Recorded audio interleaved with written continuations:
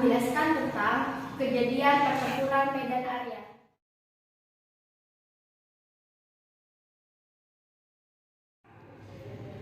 A. Latar belakang. Pertempuran Medan Area terjadi pada tanggal 13 Oktober 1945. Pertempuran ini pertama terjadi antara para pemuda dan pasukan sekutu.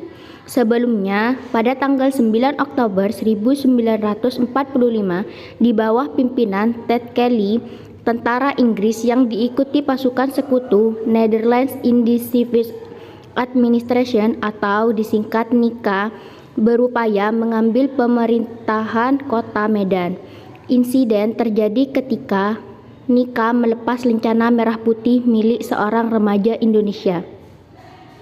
Selain itu, hal yang memicu terjadinya pertempuran ini adalah pemberian batas Medan Area secara sepihak, di mana pada tanggal 1 Desember 1945 para sekutu memasang papan tulis yang berisi batas resmi wilayah Medan.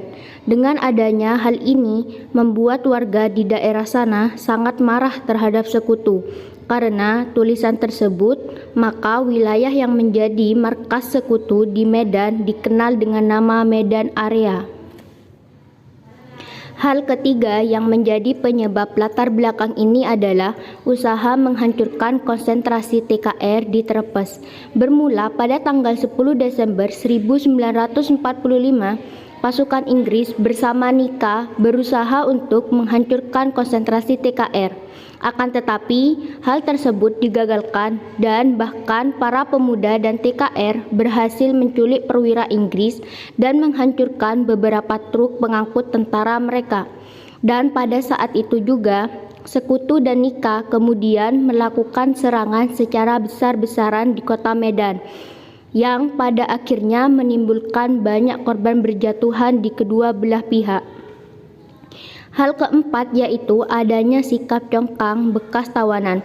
Pada saat Rapwi, badan yang menangani tawanan perang sedang mendatangi beberapa tawanan camp untuk membantu membebaskan beberapa tawanan dan akan dikirim ke Medan atas persetujuan Gubernur M. Hasan.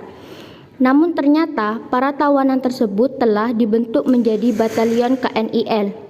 Perubahan sikap congkak para bekas tawanan mulai terlihat sebab mereka merasa sudah menang dalam Perang Dunia Kedua.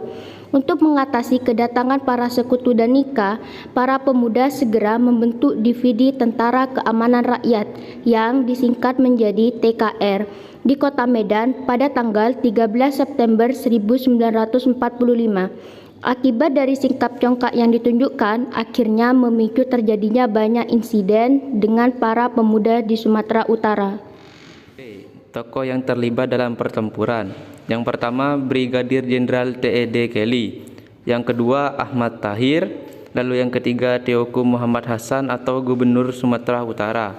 Lalu yang keempat, Abdul Karim MS. Yang kelima, Dr. Ferdinand Lumban Tobing. Lalu yang terakhir, R. Suharjo Harjowardojo.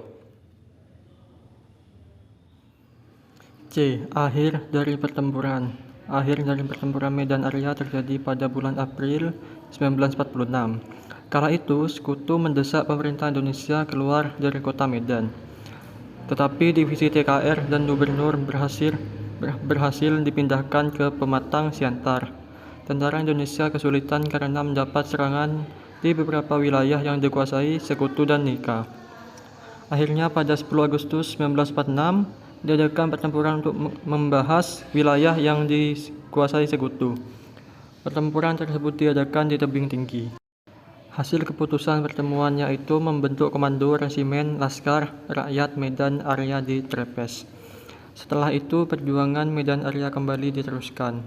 Perlawanan rakyat Sumatera Utara terhadap pasukan sekutu terus berlangsung hingga 1949. Meski korban jiwa di pihak TKR dan rakyat Indonesia sangat besar dan pusat pemerintahan dipindah ke Pematang Siantar, pertempuran Medan Area memberikan dampak yang cukup signifikan bagi perjuangan rakyat Sumatera Utara. Pertempuran Medan Area mampu meningkatkan rasa nasionalisme rakyat serta menginspirasi perjuangan daerah-daerah lainnya. D. Dampak dari pertempuran. Insiden pertempuran Medan Area yang terjadi sejak 13 Oktober 1945 hingga April 1946 ini telah memakan beberapa korban jiwa. Diketahui bahwa terdapat 7 orang pemuda gugur, 7 orang nikah tewas, dan 96 orang nikah lainnya mengalami luka-luka. Selain itu, beberapa daerah kota Medan juga hancur karena menjadi area pertempuran antara pihak Indonesia dengan Sekutu dan Nika. Dampak lainnya adalah terbaginya kawasan Medan oleh garis demarkasi dan perpindahan pusat pemerintahan Provinsi Sumatera ke Pematang Siantar. Dampak positif dari adanya pertempuran ini adalah meningkatkan rasa nasionalisme para pemuda terhadap tanah air Indonesia dan rasa solidaritas. Nilai yang terkandung. Nilai-nilai yang dapat kita ambil dalam pertempuran Medan Area adalah sebagai berikut. Yang pertama, pantang menyerah dalam melakukan hal apapun.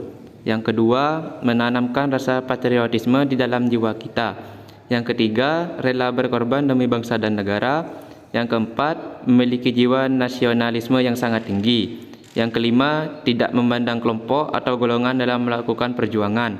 Lalu yang terakhir, tidak memandang suku, agama, dan ras dalam mewujudkan cita-cita bangsa Indonesia. Sekian penjelasan dari kelompok kami, kurang lebihnya mohon maaf. Wassalamualaikum warahmatullahi wabarakatuh.